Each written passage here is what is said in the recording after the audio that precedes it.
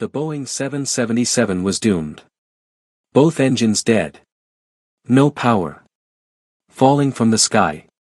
The captain had 16 minutes to find a miracle. Then an 11-year-old girl walked into his cockpit and said 5 words that changed everything. "Captain, Jesus sent me here." What happened next defied every law of aviation and proved miracles are real. Before you watch full story, comment below from which country are you watching. Don't forget to subscribe for more amazing stories. Lily Grace Morrison was 11 years old. She had blonde hair in 2 braids and wore a simple white dress. Around her neck hung a small silver cross that her grandmother gave her before she died 3 years ago. Right now, Lily was sitting in seat 14C on Delta Flight 528, traveling alone from Chicago O'Hare International Airport to Los Angeles International Airport.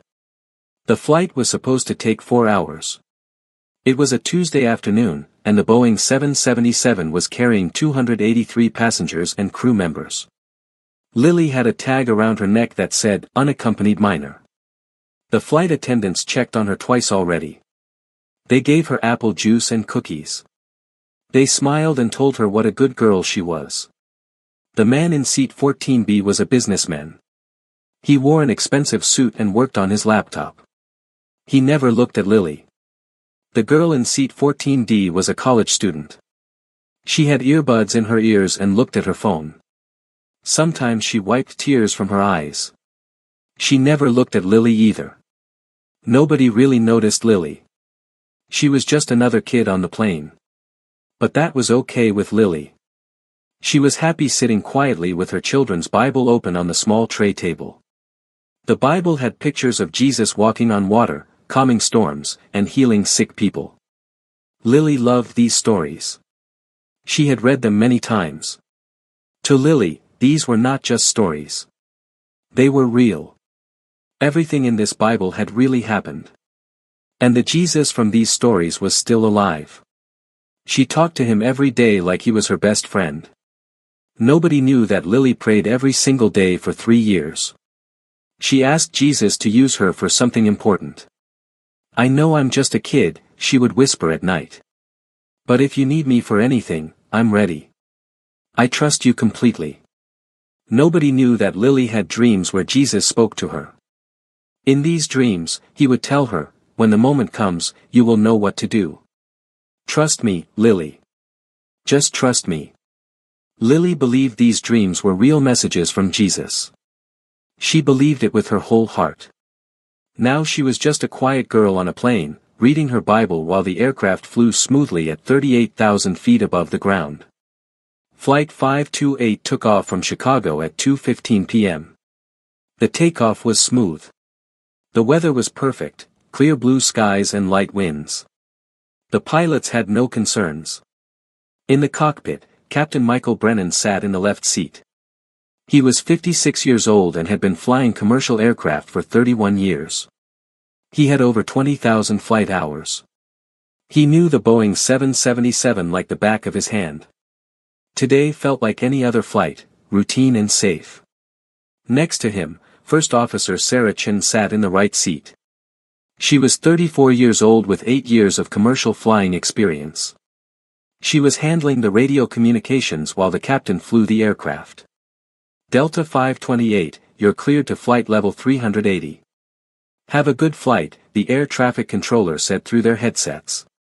"Flight level 380, Delta 528. "Thank you," Sarah replied. The aircraft climbed smoothly to 38,000 feet. The autopilot was engaged. Everything was working perfectly.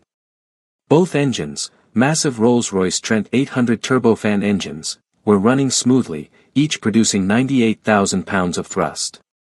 In the cabin, passengers settled in for the flight. Some read books. Some watched movies on the seatback screens. Some slept. The flight attendants moved through the aisles, serving drinks and snacks. Lily looked out her window at the clouds below. They looked like soft white pillows spread across the sky. She closed her Bible and whispered a quiet prayer, "Thank you, Jesus, for keeping us safe. I love you." The businessman in 14B typed aggressively on his laptop. He was working on a business deal worth millions of dollars. He was stressed and angry because things were not going well. The college student in 14D was crying quietly. She had just broken up with her boyfriend. She felt like her life was falling apart. She didn't believe in God. She thought religion was for weak people who couldn't handle reality. Neither of them paid any attention to the small girl sitting between them. The flight continued smoothly for the first hour. The pilots were relaxed. The passengers were comfortable. Everything was normal. Then, at 3:47 p.m., everything changed in an instant. The Boeing 777 was cruising over the desert terrain between Colorado and Utah when it happened. A massive flock of Canada geese, over 100 birds, appeared directly in the aircraft's flight path. There was no time to avoid them. No time to react. The birds struck both engines simultaneously. The impact was devastating. Engine number 1, mounted on the left wing, ingested dozens of birds into its turbine blades. The blades, spinning at over 10,000 revolutions per minute, shattered instantly. Metal fragments tore through the engine's interior. Within 3 seconds, the engine suffered catastrophic failure. Fire erupted inside the cowling, then was immediately snuffed out as the engine died completely. Engine number 2 suffered the same fate. Birds slammed into the intake, destroying the delicate turbine blades. The engine coughed, sputtered, and went silent. Both engines failed within 5 seconds of each other. Inside the cockpit, every alarm system screamed at once. Warning lights flashed red across the instrument panel. The master caution alarm blared. Engine fire engine 1. Engine fire engine 2. Dual engine failure. Hydraulic pressure low. Captain Brennan's hands flew across the controls. His 31 years of experience took over instantly. "I have the aircraft," he said, his voice steady despite the terror racing through his mind. He disconnected the autopilot and took manual control. Sarah Chen's fingers moved rapidly across the engine control panel. Attempting restart on engine 1, she said, following the emergency procedures she had memorized years ago. She moved the start switch. Nothing happened. She tried again. Still nothing. "Engine 1 will not restart," she reported, trying to keep her voice calm. Attempting engine 2 restart. She repeated the procedure. The engine didn't respond. "Engine 2 will not restart. We have zero thrust." Captain Brennan felt his stomach drop. In 31 years of flying, he had trained for single-engine failures dozens of times. Every pilot did. But dual-engine failure at cruising altitude? That was the nightmare scenario that almost never happened. But it was happening now. The Boeing 777, weighing 560,000 pounds, was no longer a powered aircraft. It was a glider. And gliders don't glide very well at 38,000 feet with no engines. "Mayday, mayday, mayday," Captain Brennan transmitted on the emergency frequency. "Denver Center, this is Delta 528. We have dual-engine flameout at flight level 380. Both engines are dead. We are gliding. We have 283 souls on board." The air traffic controller's voice came back immediately, and even through the radio, the shock was clear. "Delta 528, say again. Did you say dual-engine failure?" "Affirmative. Both engines are completely dead. No thrust. We're losing altitude at 2,000 feet per minute. We need the nearest suitable airport immediately." There was a pause. The controller was frantically checking his radar screen, calculating distances and altitudes. "Delta 528, nearest suitable airport is Phoenix Sky Harbor, bearing 152 degrees, distance 140 nautical miles. But, you're too high and too far. Calculate you'll lose altitude before reaching any runway." Captain Brennan looked at his instruments. The math was brutally simple. They were descending at 2,000 feet per minute. They had 38,000 feet of altitude. That gave them 19 minutes before they hit the ground. Phoenix was 140 miles away. At their current glide speed of 250 knots, that was over 30 minutes of flight time. They wouldn't make it. Not even close. Sarah looked at him, her face pale. Mike, we're not going to reach Phoenix. I know, he said quietly. She checked the navigation display. There's nothing else. No airports, no military bases. Just mountains and desert. Captain Brennan's hands gripped the control yoke. He had to tell the passengers. He had to tell 283 people that they were probably going to die. He pressed the public address button. His voice, steady but filled with emotion, filled the cabin. Ladies and gentlemen, this is Captain Brennan. We have experienced a dual-engine failure. Both engines are not functioning. We are currently gliding and working on engine restart procedures. Flight attendants, please prepare the cabin for emergency landing. Passengers, please follow all instructions from the crew. He released the button and put his head in his hands for just a moment. Then he lifted it again. He was the captain. He had to try everything, even if it was hopeless. The moment the passengers heard the captain's words, the cabin erupted. Screaming. Crying. Panic. A woman in row 8 started hyperventilating. Her husband held her, his own face white with terror. A man in row 22 pulled out his phone and called his wife. Honey, I love you. Tell the kids I love them. The engine stopped. I don't think we're going to make it. A mother in row 16 held her 2 small children, tears streaming down her face. It's okay, babies. It's okay. Close your eyes. Mommy's here. The flight attendants tried to maintain order, but their own faces showed the same terror. They knew what dual-engine failure meant. They had trained for it in simulations, but everyone knew the truth. In real life, this situation almost never ended well. In seat 14B, the businessman stopped typing. His hands were shaking so badly he couldn't control them. All his money, all his business deals, all his importance, none of it mattered now. In seat 14D, the college student ripped out her earbuds. She was sobbing, calling her ex-boyfriend. Please answer. Please. I don't want to die angry at you. Please answer. But he didn't pick up. And in seat 14C, between these two terrified people, Lily Grace Morrison sat very still. She heard the captain's words. She felt the airplane gliding, unnaturally quiet without the sound of the engines. She saw the businessman shaking. She heard the college student crying. But Lily didn't feel afraid. Instead, she felt something else. A warmth spreading through her chest, starting where her grandmother's cross touched her skin. A feeling of peace that didn't make sense but felt more real than anything she'd ever experienced. And then she heard a voice. Not through her ears, but inside her heart. A voice she recognized from her dreams, from her prayers, from 3 years of talking to someone she couldn't see but knew was always there. It's time, Lily. She looked up from her Bible. Standing in the aisle, right next to her seat, was a figure dressed in white. He was tall, with a gentle face and eyes full of love and authority.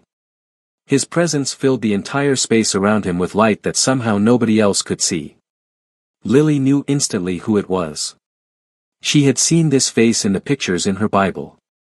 She had seen this face in her dreams. Jesus.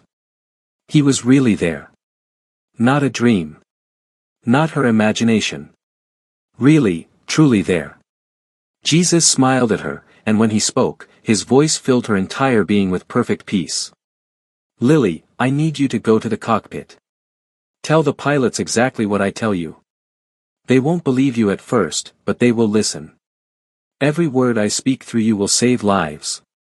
All 283 people on this airplane will live if you trust me completely. Do you trust me, Lily? Tears filled Lily's eyes, but she wasn't crying from fear. She was crying because Jesus was really here, and he was asking her to help save everyone. Yes, Jesus, she whispered. I trust you. I trust you completely. Jesus' smile grew warmer. Then follow me. He turned and walked toward the front of the aircraft, moving through the chaos of screaming passengers like a presence of perfect calm. Lily unbuckled her seatbelt and stood up. The businessman in 14B grabbed her arm. "Sit down. Are you crazy? We're crashing." But Lily gently pulled her arm free. "It's okay," she said softly. "Jesus is going to save us. I have to help him." She followed Jesus up the aisle. A flight attendant, a woman in her 30s with tears streaming down her face, tried to stop her. "Sweetie, no. Sit down. Please, it's not safe to be walking around." "I need to talk to the pilots," Lily said, her voice quiet but certain. "Jesus told me how to save the plane." The flight attendant stared at this small girl with braids and a white dress. Any other time, she would have thought the child was confused, scared, hallucinating from fear. But something in Lily's eyes stopped her. There was a clarity there, a peace, a certainty that didn't belong to an 11-year-old child facing death. "Please," Lily said gently. "People are going to die if I don't help. Jesus showed me what to do. You have to let me through." The flight attendant looked at this child. She looked at the chaos in the cabin, people screaming, crying, praying, saying goodbye to loved ones. She looked at the cockpit door. She made an impossible choice. She opened the cockpit door. Captain Brennan was trying everything. He and Sarah had attempted engine restarts 7 times. Nothing worked. The engines were completely dead. He was looking at his navigation display, desperately searching for anywhere flat enough to attempt an emergency landing. But there was nothing. Just mountains and desert terrain that would tear the aircraft apart on impact. Then he heard the cockpit door open behind him. He turned his head, expecting to see a flight attendant. Instead, he saw a small girl with blonde braids, wearing a white dress, with a cross necklace around her neck. His face twisted in anguish and confusion. "What? No. Get her out of here." "Captain, Jesus sent me," Lily said. Her voice was steady. Calm. She looked directly at him with eyes that held no fear. "He's standing right there," she continued, pointing to the empty space next to the captain's seat, where only she could see Jesus standing. "And he's going to tell me how to save everyone. You need to listen to me." Sarah Chen turned in her seat, her eyes wide. "She's hallucinating from fear. We need to get her back to her seat." "I'm not scared," Lily interrupted gently. "Jesus said you have 16 minutes before you can't reach any airport. He said if you do exactly what I tell you, everyone lives. But you have to trust him. Do you trust Jesus, Captain?" Captain Brennan stared at this child. This 11-year-old girl standing in his cockpit, claiming Jesus sent her, pointing at empty air and saying God was going to save them. He had been flying for 31 years. He had handled emergencies, engine failures, hydraulic problems, electrical fires. He was trained. He was experienced. He was rational. But right now, with both engines dead and the ground coming up fast, all his training and experience and rationality were useless. He looked at his altimeter. They had descended to 34,000 feet. He did the math. 16 minutes. The girl had said 16 minutes. She was right. He looked at Sarah. She looked back at him with desperate eyes. Then he looked at Lily again. At this small, calm child with absolute faith in her eyes. He made an impossible choice. "What does Jesus want me to do?" he whispered. Lily closed her eyes. She was listening to a voice only she could hear. Then she opened her eyes and spoke. "Jesus says turn to heading 195. Right now." Captain Brennan's hands moved. He turned the aircraft to heading 195. "There's an abandoned military airstrip 87 miles away," Lily continued. "It's not on your charts because it's been closed for 20 years. But the runway is still there. It's long enough and strong enough. You can reach it if you glide perfectly." Sarah Chen pulled up the navigation display on her screen. She zoomed in on the area at heading 195. "There's nothing there. Just desert. No airports, no runways, nothing. It's there, Lily said with complete certainty. Jesus says it's there. He says it was called Gila Bend Auxiliary Army Airfield. It closed in 2003. Nobody uses it anymore. But it's still there. Sarah frantically typed into the computer, searching for information about abandoned airfields in that area. Her breath caught. Oh my God. There is an old military airfield. Gila Bend. It closed in 2003. But there's no information about runway condition. It could be completely destroyed. It's not destroyed, Lily said calmly. Jesus says the runway is cracked and has weeds growing through it, but it's solid enough. You can land there. Captain Brennan stared at his heading indicator. Heading 195. Flying towards something that might or might not be there, based on the word of an 11-year-old girl who claimed to be talking to Jesus. But what choice did he have? Distance to this runway, he asked. 87 miles, Lily said. But you need to adjust your descent rate. You're descending too fast. Jesus says you need to descend at exactly 1,800 feet per minute.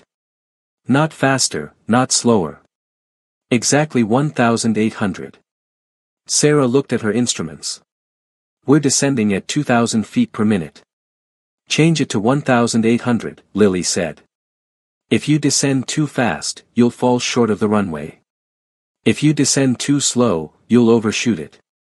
It has to be exactly 1,800 feet per minute. Captain Brennan adjusted the aircraft's pitch, changing their glide angle to reduce the descent rate to exactly 1,800 feet per minute.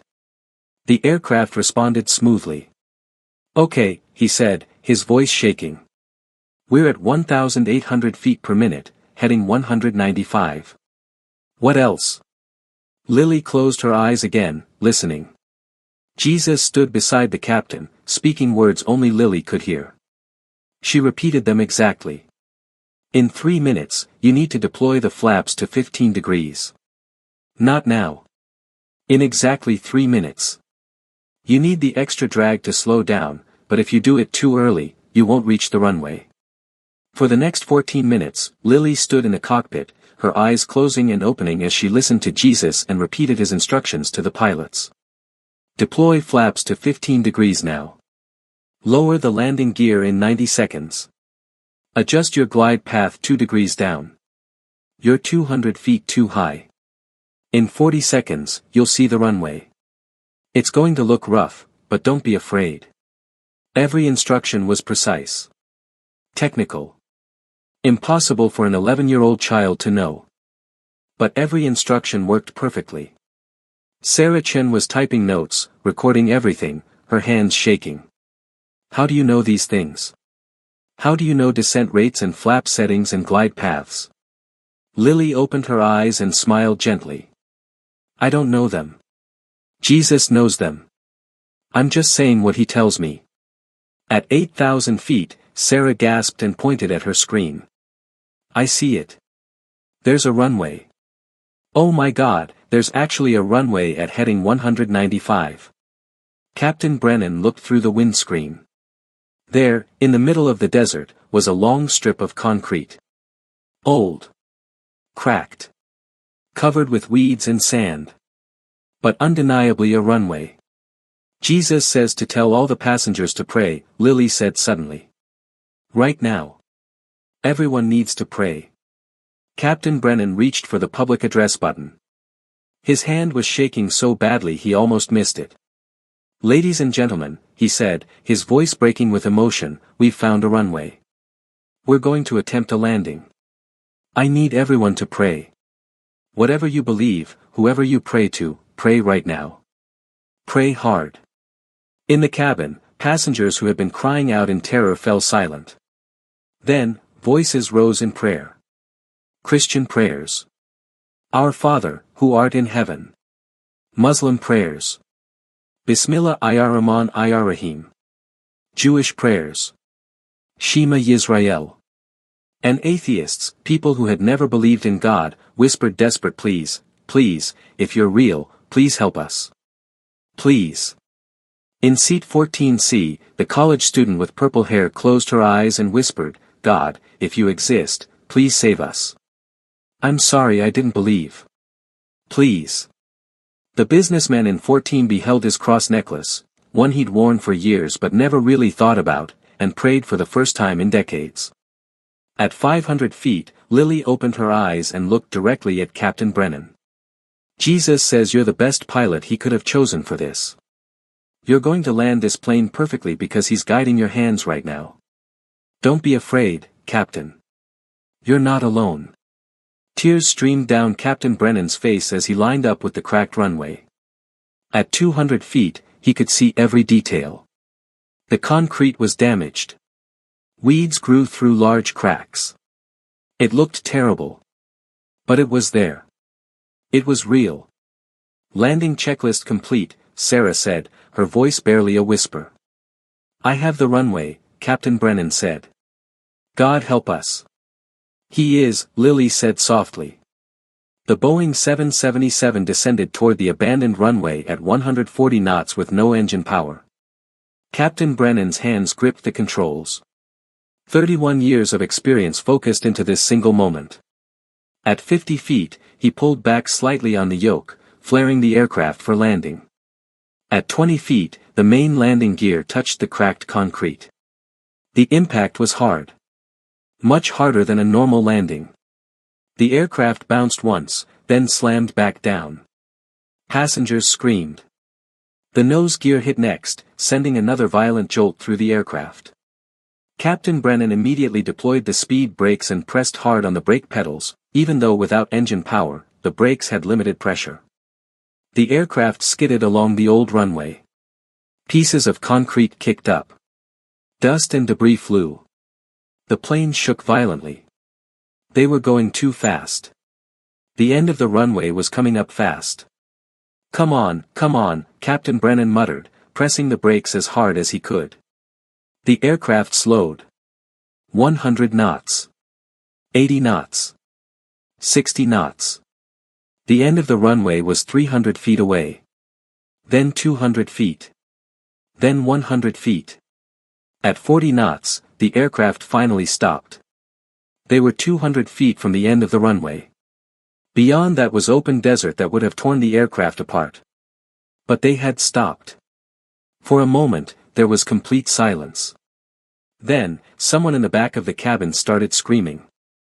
Not from terror this time, but from joy, from relief, from disbelief. Others joined in. Crying, shouting, laughing hysterically. "We're alive. Oh God, we're alive." The flight attendants, tears streaming down their faces, opened the emergency exits. Evacuation slides deployed automatically. Passengers rushed to the exits, stumbling down the slides onto the hot desert sand. Many collapsed to their knees the moment their feet touched the ground. Some were praying. Some were crying. Some just sat in the sand, staring at the aircraft in shock, unable to comprehend what had just happened.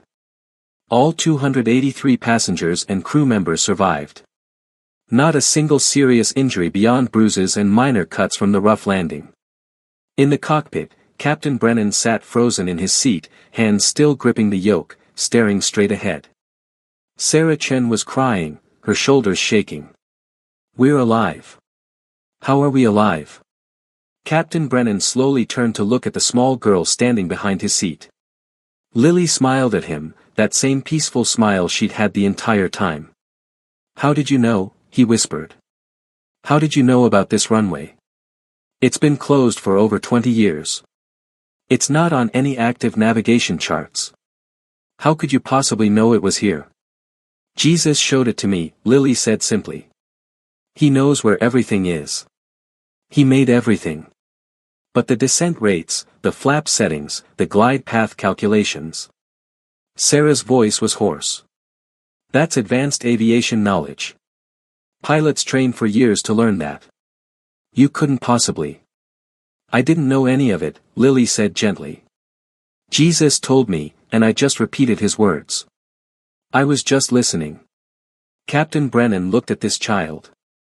This 11-year-old girl with braids and a white dress and absolute faith. Tears streamed down his face. "I've been flying for 31 years, he said, his voice breaking. "I've handled every kind of emergency. I've landed in storms, with failed systems, with sick crew members. But this, what you just did, what Jesus did through you, I have no explanation for it. None. According to everything I know about aviation, we should all be dead right now." He reached out and took Lily's small hand in his. "You saved 283 lives today, little one. You and Jesus saved all of us." Lily shook her head. "I didn't save anyone, Captain. Jesus did everything. I just trusted him and said what he told me. That's all." Outside, emergency vehicles were starting to arrive. Someone from the nearby town of Gila Bend had seen the aircraft and called 911. Soon, news helicopters would arrive. Rescue teams. Investigators. Reporters. But for now, 283 people sat in the desert sand next to an abandoned runway, alive against all odds, witnesses to something they couldn't explain. Within hours, the story exploded across the world. Miracle landing, 11-year-old girl guided by divine vision saves 283 lives. Boeing 777 makes emergency landing on abandoned runway following dual-engine failure, all survive. Child says Jesus gave her instructions to save plane. The Federal Aviation Administration sent a team of investigators immediately. The National Transportation Safety Board launched a full investigation. Aviation experts, engineers, and pilots descended on the remote Arizona desert. They examined the aircraft. Both engines were completely destroyed, total loss of both turbofans due to catastrophic bird strikes. The investigation confirmed that engine restart was impossible. They pulled the flight data recorder and cockpit voice recorder. They listened to every word spoken in the cockpit during the emergency. They heard Lily's voice giving precise technical instructions. Deploy flaps to 15 degrees now. Descent rate exactly 1,800 feet per minute. Adjust glide path 2 degrees down. They heard Captain Brennan following these instructions from an 11-year-old child. Senior aviation investigator Robert Martinez held a press conference 5 days later. "According to our analysis," he said, standing before dozens of reporters and cameras, "the flight path was mathematically perfect. Every adjustment, every descent rate, every command, it's as if someone with perfect knowledge of aviation physics and perfect knowledge of the terrain guided them. The glide ratio, the energy management, the approach angle, all flawless." A reporter asked, "But that guidance came from an 11-year-old girl with no aviation training?" Martinez paused. He was a man of science, data, and facts. But the facts in this case defied explanation. "The cockpit voice recorder is clear," he said carefully. "The child, Lily Morrison, provided technical instructions that a trained pilot would know. The probability of a child with no training accidentally guessing the correct procedures is, statistically impossible." Another reporter, "Are you saying this was a miracle?" Martinez took a deep breath. "I'm saying that according to every analysis we've conducted, Flight 528 should not have been able to reach that runway. The glide distance, the altitude loss, the timing, it doesn't add up mathematically. Yet they made it. All 283 people survived. I cannot explain how. I can only tell you what happened." The cockpit voice recording was released to the public. Millions of people listened to it. They heard a little girl's calm voice giving impossible instructions. They heard the desperation in the pilots' voices.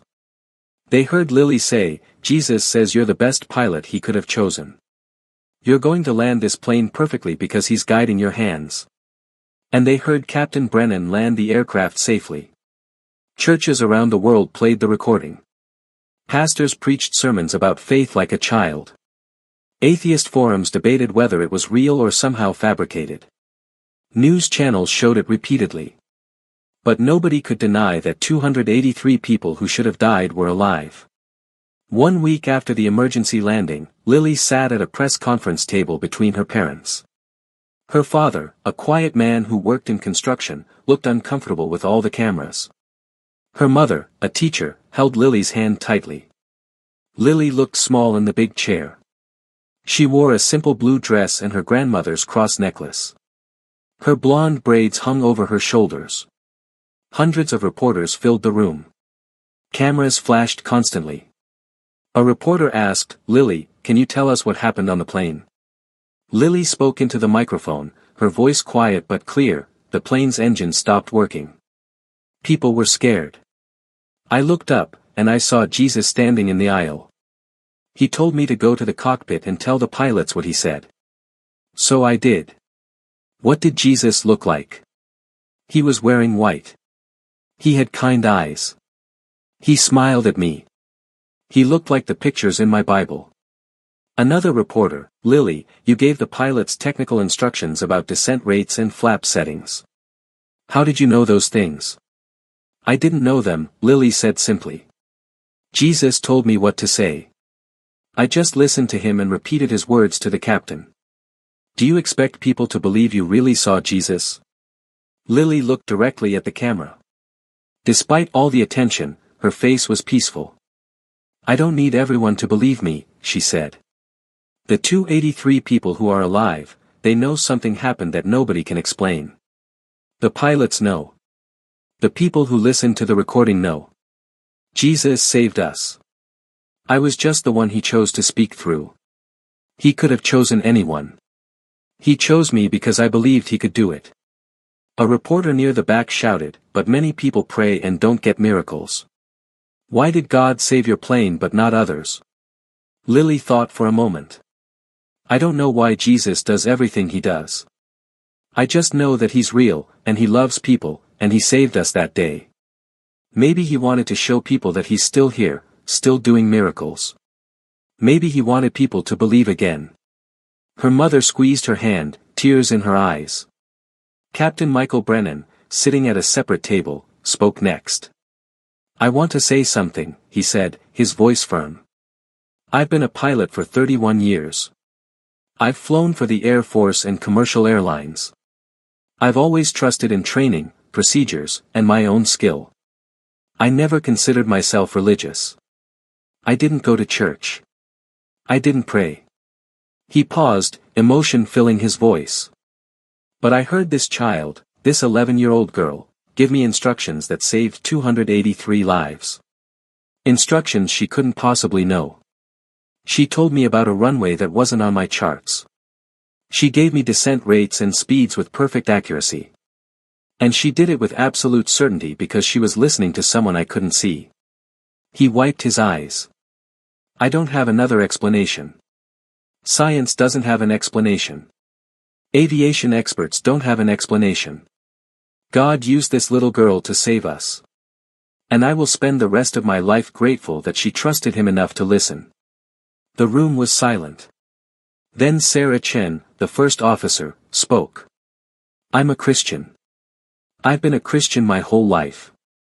But I'll be honest, I never really expected God to show up in a real, tangible way. Faith was something private, personal. Then I watched God save our aircraft through a child's voice. I heard her give instructions that are taught in advanced flight training. I can't deny what happened.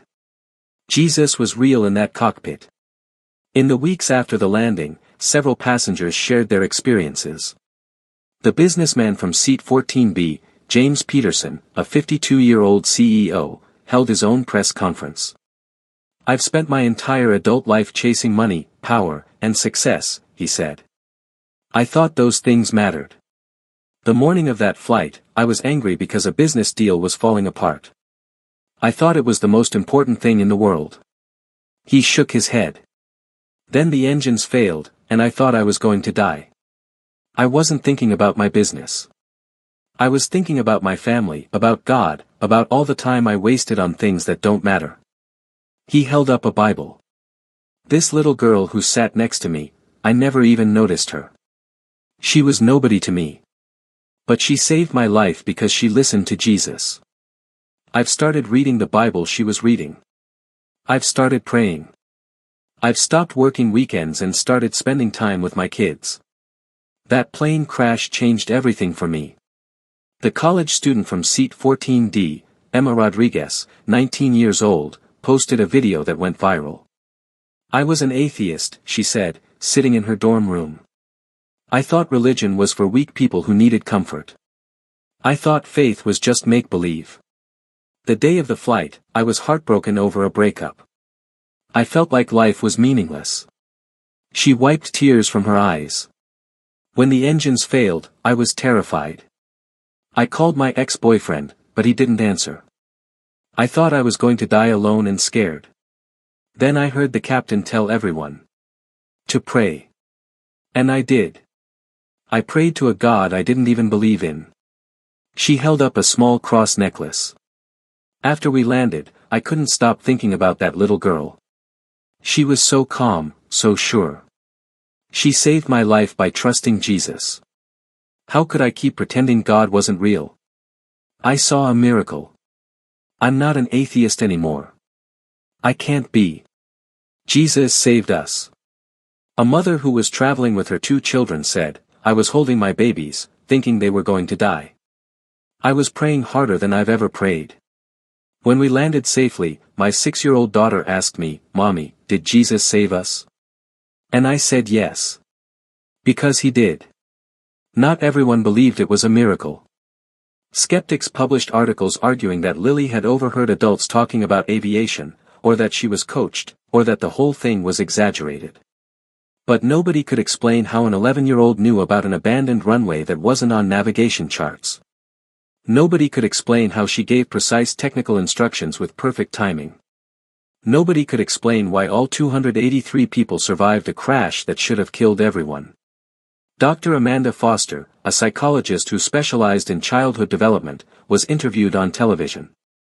"I've analyzed the cockpit voice recording," she said. "Lily's instructions demonstrate knowledge far beyond her age and education.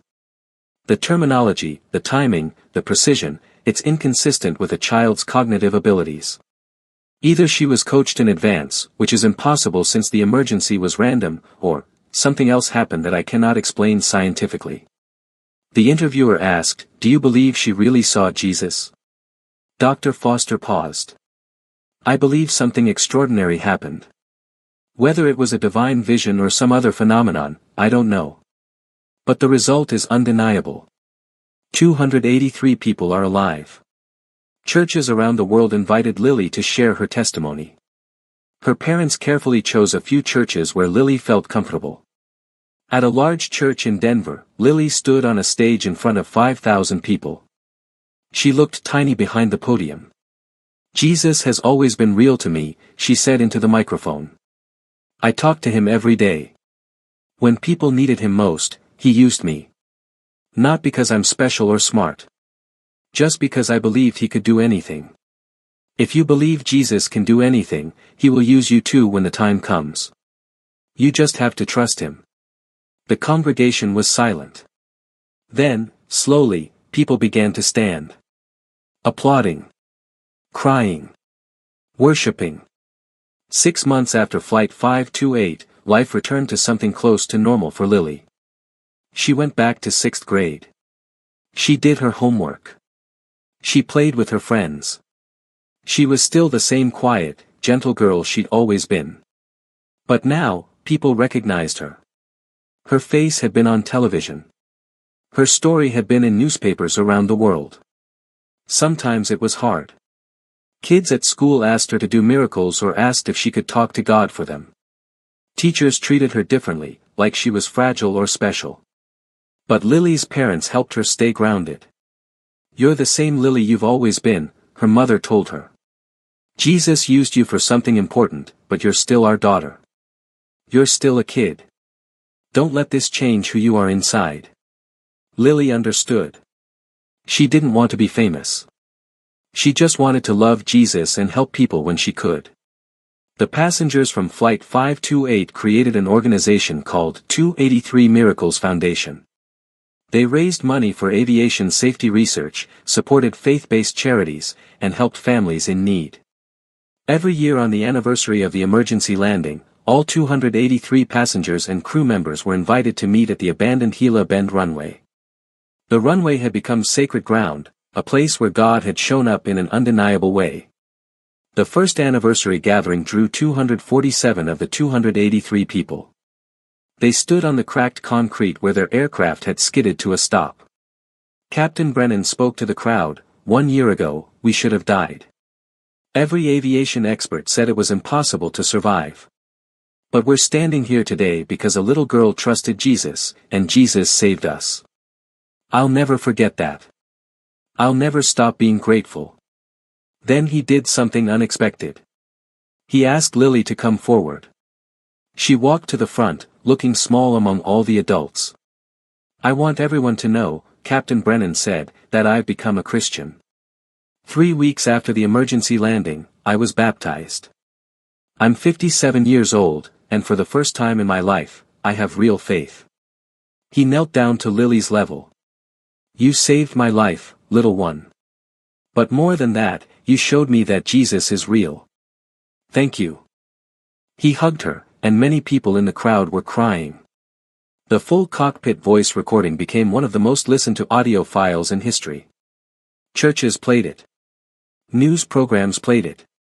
It was shared millions of times on social media. People could hear the progression of the emergency. The alarms blaring. Captain Brennan's Mayday call. The pilot's desperate attempts to restart the engines. The discussion about having no suitable airport within range. The captain's announcement to the passengers. Then, the cockpit door opening.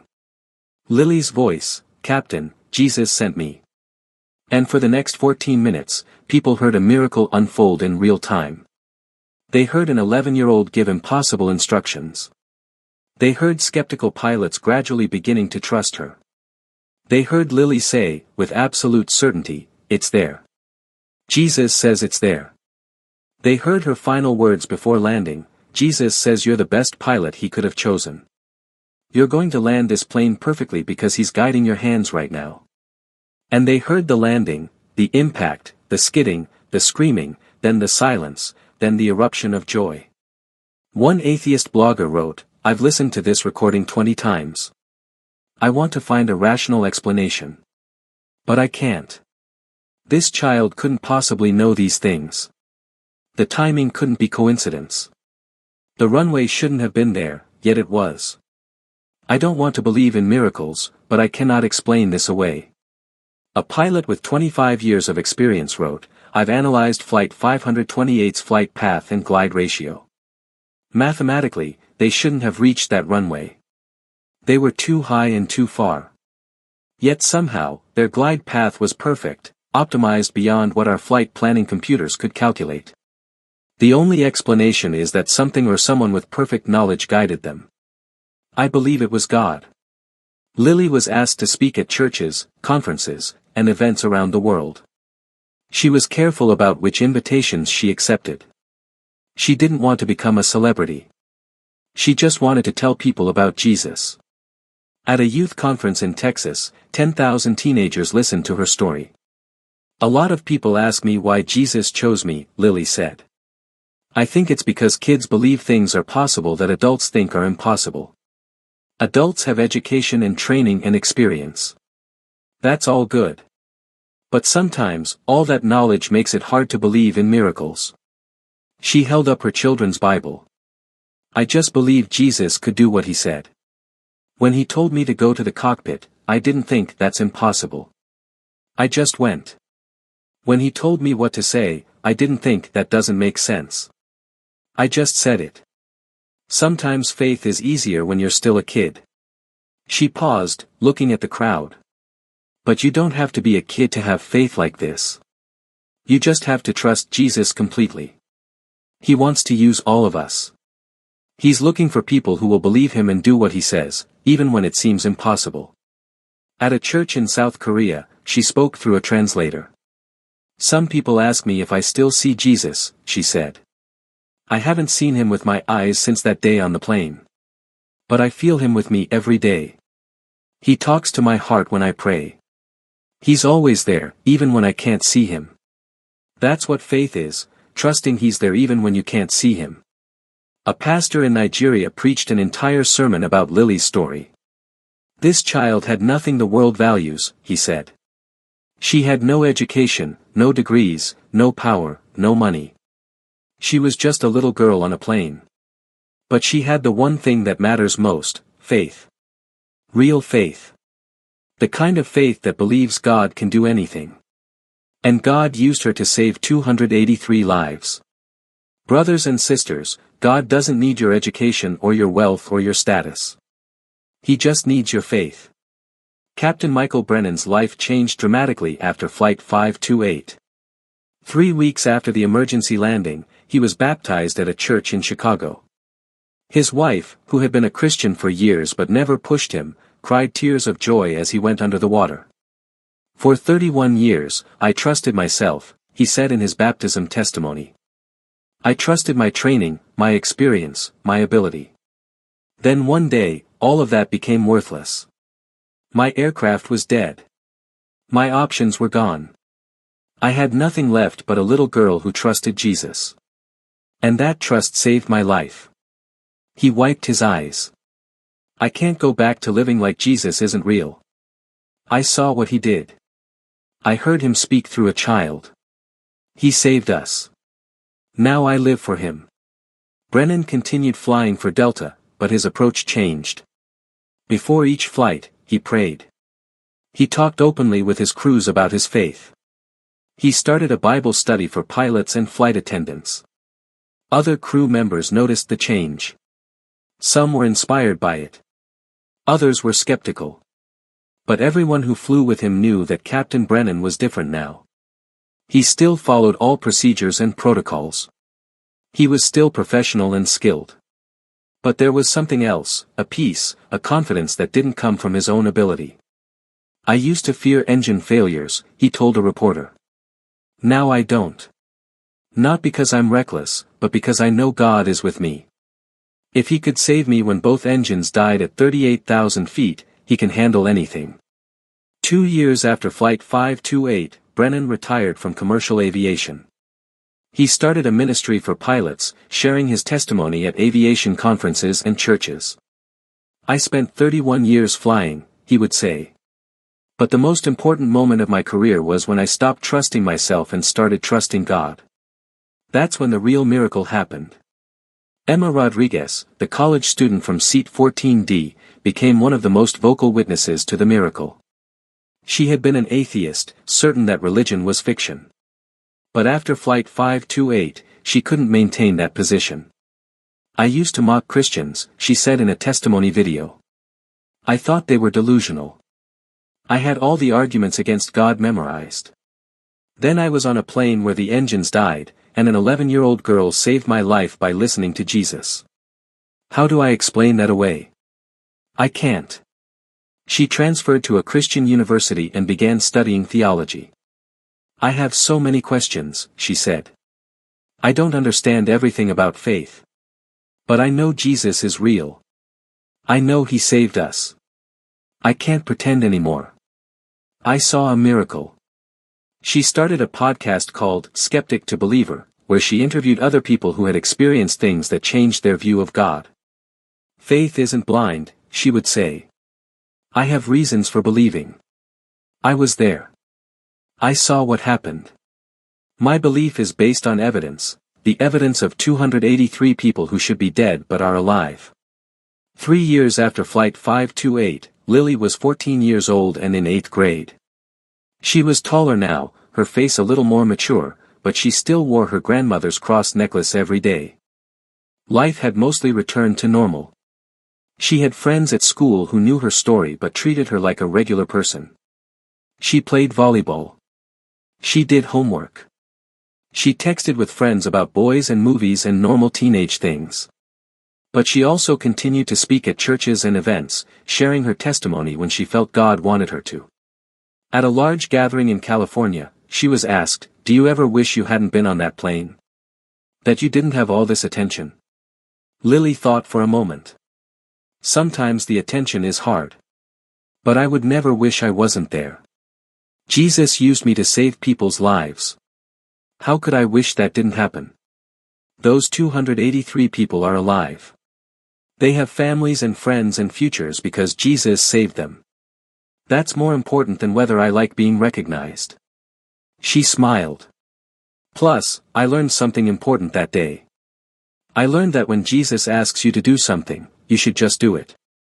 Don't overthink it. Don't worry about what people will think. Just trust him and obey. That's all I did. And he did the rest. An interviewer asked, "What do you want to do when you grow up?" "I don't know yet," Lily said. "Maybe I'll be a teacher like my mom. Maybe something else. But whatever I do, I want to help people know that Jesus is real and that he loves them. Because he does. He proved that when he saved all those people on the plane." The annual gathering at Gila Bend Runway became a tradition. Every year, more of the 283 passengers and crew members attended. The runway itself was preserved. The local community cleaned it up, painted markings, and installed a memorial plaque that read, "On this runway, 283 lives were saved through faith and divine guidance. Flight 528. A reminder that miracles still happen." At the 5th anniversary, nearly all 283 people attended. Families came. Children who had been babies during the emergency were now 5 years old, running around the desert while their parents stood on the sacred concrete. Captain Brennan, now fully retired, spoke to the crowd. "5 years ago, I thought my life was over. I thought everyone on my aircraft would die. Then God sent a little girl to my cockpit, and she saved us. Not with her own knowledge, but with God's knowledge. She was just willing to listen and obey." He looked at Lily, now 16 years old, standing in the crowd. "Lily, would you come up here?" She walked forward, and the crowd applauded. "I want to say thank you," Captain Brennan said, his voice thick with emotion. "Thank you for trusting Jesus. Thank you for being brave enough to walk to that cockpit. Thank you for saving our lives." Lily hugged him, and many people in the crowd were crying. Then Lily spoke to the crowd. "I didn't save anyone. Jesus did. I just listened to him. That's all any of us need to do, listen to Jesus and do what he says. He's still speaking. He's still doing miracles. He still wants to use ordinary people like me and you to do extraordinary things." She looked around at the 283 people standing on the desert runway. "We're all here because Jesus loved us enough to save us. He didn't have to. But he did. So let's live like people who have been saved. Let's love others the way he loved us.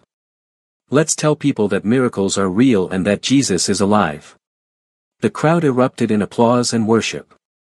The story of Flight 528 became part of aviation history, but more than that, it became a testimony of faith that spread around the world.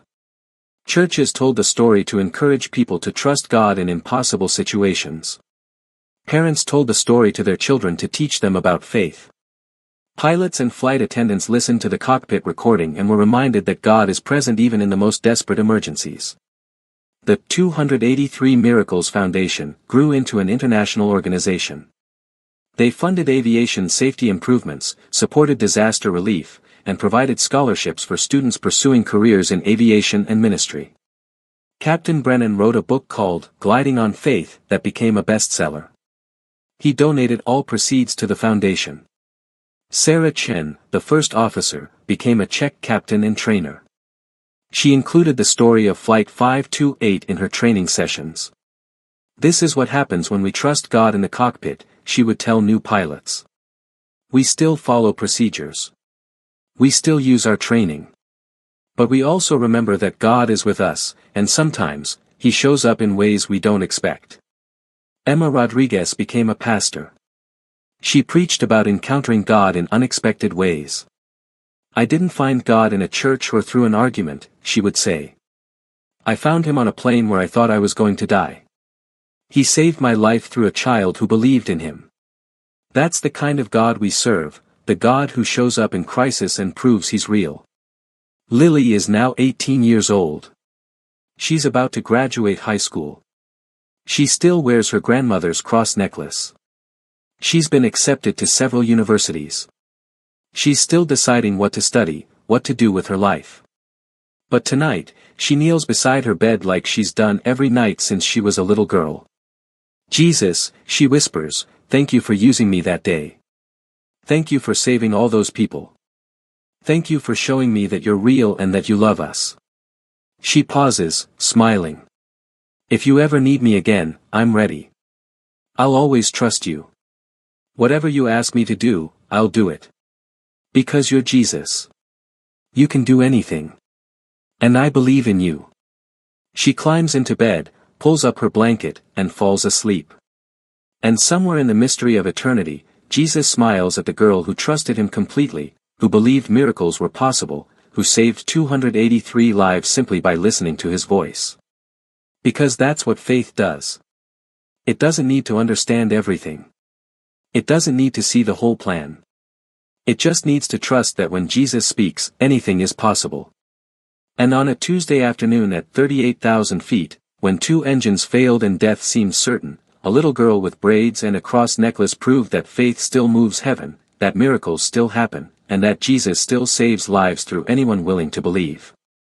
All 283 people who walked away from that desert runway are living proof. The miracle of Flight 528 will be told for generations, not just as an aviation story, but as a testimony that God is real, that he still intervenes, and that he uses the most unlikely people to accomplish the most impossible things. Because in the end, it's not about who we are or what we can do. It's about who Jesus is and what he can do through us when we trust him completely. That's the real miracle. And it's still available to anyone who believes.